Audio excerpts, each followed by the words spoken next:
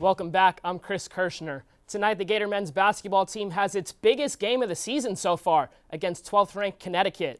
Florida is in the second leg of its challenging four-game stretch. This past Friday, the Gators squeaked by rival Florida State 67-66, and tonight they'll have an even tougher matchup against the Huskies. For Florida to beat UConn, they'll have to stop senior guard Shabazz Napier, who's averaging 15 points per game and leads the Huskies in 4 offensive categories.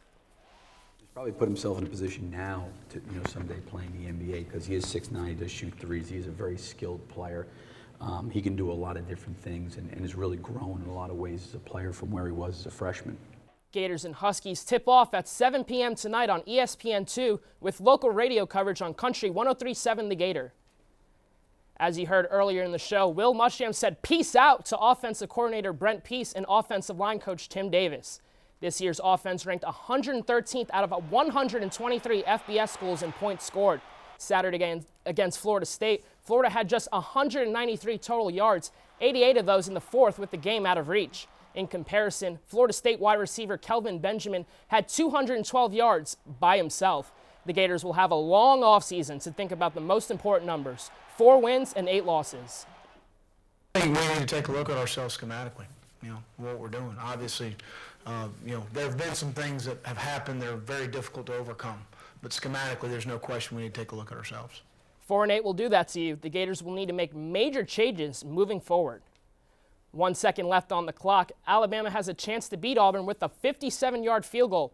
The game either ends with Auburn losing or goes into overtime, right?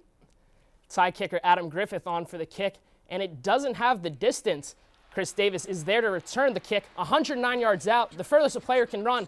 Davis takes it up the sidelines, and oh my gosh, he's going to take it to the house, isn't he? The Tigers are going to win. One of the best plays you'll ever see. A team full of miracles continues its unbelievable season and heads to Atlanta next Saturday for the SEC Championship.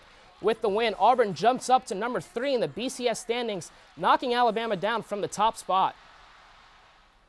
Florida State now takes the top spot in the BCS standings. Ohio State is right behind them, and rounding out the top 5 are Alabama and Missouri.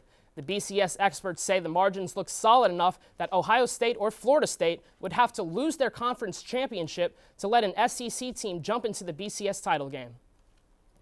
And the Florida volleyball team is in the national tournament for the 23rd consecutive season. And the Gators will be playing right here in Gainesville for the first 2 rounds. Florida is the 5th overall seed in the tournament, its highest ranking since 2010 when they were the number 1 overall seed.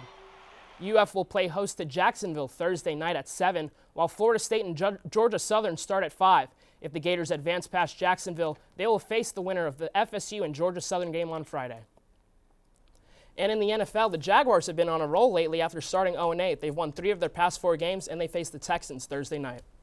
Wow. Thanks, Chris. Thanks, Chris. More news after the break. Stay with us.